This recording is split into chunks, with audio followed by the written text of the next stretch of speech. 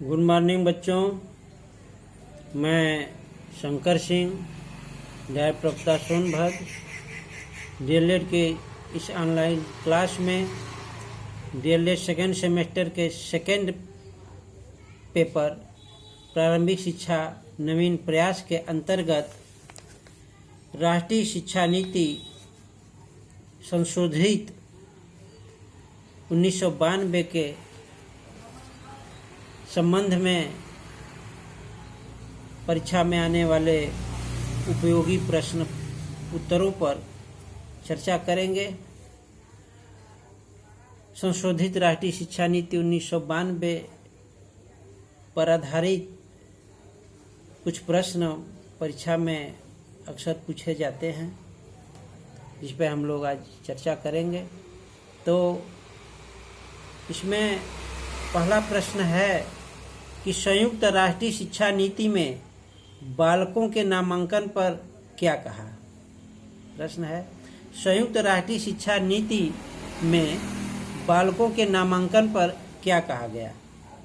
इसका उत्तर है, संयुक्त राष्ट्रीय शिक्षा नीति में कहा गया कि 14 वर्ष तक की अवस्था के बालकों के नामांकन एवं ठहराव शिक्षा के स्तरों में गुणात्मक सुधार करना होगा। अगला प्रश्न है, संयुक्त राष्ट्रीय शिक्षा नीति में शिक्षक तथा शिक्षक प्रशिक्षण पर क्या विचार व्यक्त किए गए। इसका उत्तर है, संयुक्त राष्ट्रीय शिक्षा नीति में शिक्षक तथा शिक्षक प्रशिक्षण पर कहा गया कि शिक्षक ही समाज के सामाजिक तथा सांस्कृतिक स्वरूप को प्रदर्शित करता है। अतः उसकी नियुक्ति, वेतन, सेवा शर्तें, उन्नति की सुविधाएं आदि से संबंधित नीतियां निर्धारित की गई हैं। शिक्षक प्रशिक्षण को और अधिक प्रभावशाली बनाने के लिए सेवाकालीन शिक्षा पर विशेष बल दिया गया है। अगला प्रश्न है, राष्ट्रीय शिक्षा नीति 1992 से क्या तात्पर्य है।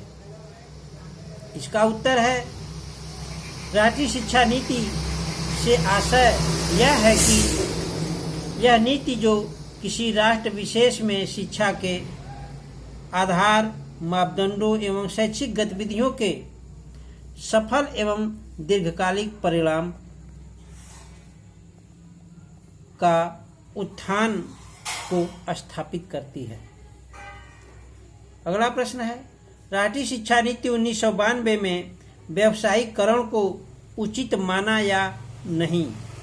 इसका उत्तर है, शिक्षा का व्यावसायीकरण करना तथा इस संदर्भ में माध्यमिक शिक्षा स्तर के पाठ्यक्रम में व्यावसायीकरण पर विशेष बल दिया गया। अगला प्रश्न है, वैज्ञानिक तथा प्राविधिक परिवर्तन के विषय में राष्ट्रीय शिक्षा नीति 1992 ने क्या कहा। इसका उत्तर है, आधुनिक युग में विभिन्न वैज्ञानिक एवं प्राविधिक परिवर्तन के संदर्भ में उन शक्ति को जागृत करना तथा उनके उपयोग के लिए शिक्षा के विभिन्न स्तरों पर छात्रों को उनकी जानकारी प्रदान करना अपने आप में महत्वपूर्ण है। अगला प्रश्न है, जनार्दन रेड्डी समिति ने नवोदय विद्यालय के संबंध में क्या कहा। इसका उत्तर है, जनार्दन रेड्डी समिति ने नवोदय विद्यालय के संबंध में कहा कि नवोदय विद्यालय योजना जारी रखी जाए तथा प्रत्येक जनपद में एक नवोदय विद्यालय की स्थापना की जाए। अगला प्रश्न है, विद्यालयों की गुणवत्ता के संबंध में जनार्दन रेड्डी समिति ने क्या कहा। इसका उत्तर है कि सभी विद्यालयों की गुणवत्ता को प्रत्येक स्तर पर सुधारना चाहिए तथा विद्यालय स्तरों पर फैली विषमताओं को दूर करने की जरूरत महसूस की जाती है। अगला प्रश्न है, आंगनबाड़ी कार्यक्रम के विषय में जनार्दन रेड्डी समिति ने क्या कहा? आंगनबाड़ी कार्यक्रम को और अधिक मजबूत बनाया जाए, बच्चों की देखभाल तथा परिवार कल्याण, पोषण व स्वास्थ्य को बेहतर बनाने के उपाय खोजे जाएं। अगला प्रश्न है, नव साक्षरों के विषय में रेड्डी समिति ने क्या कहा?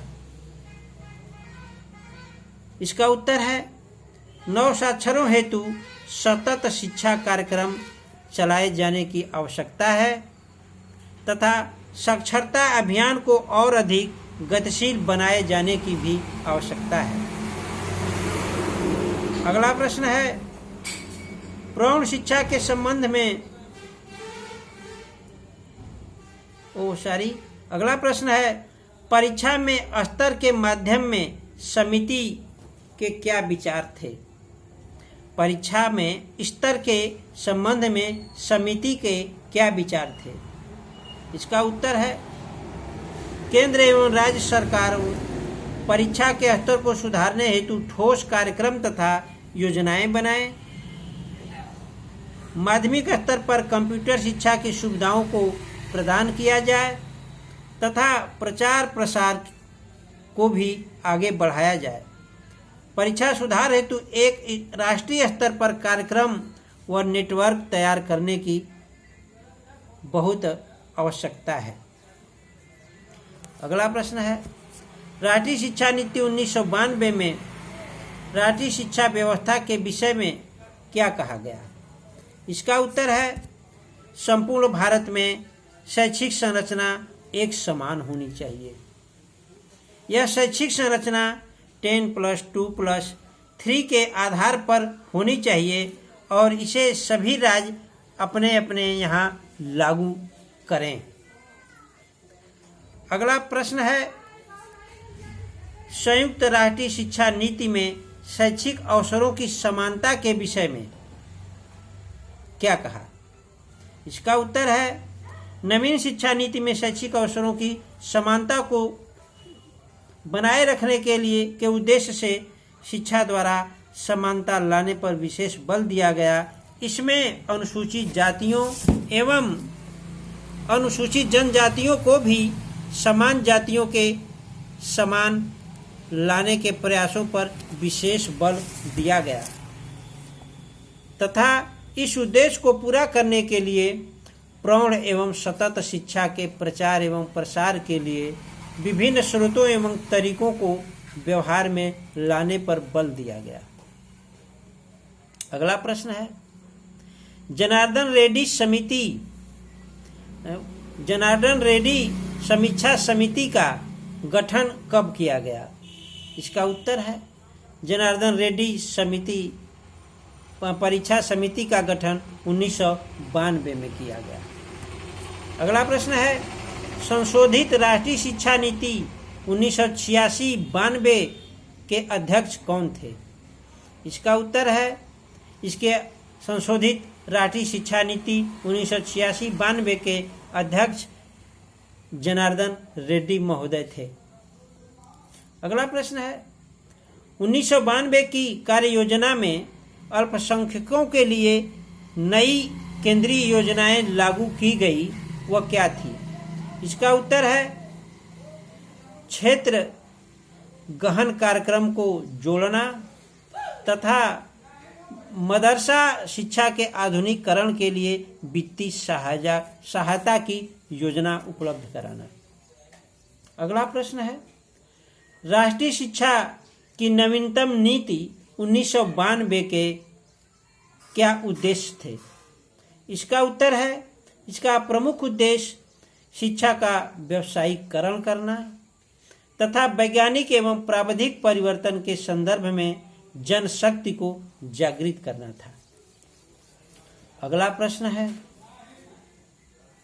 राष्ट्रीय शिक्षा नीति 1992 का किसका सुधरा हुआ रूप है?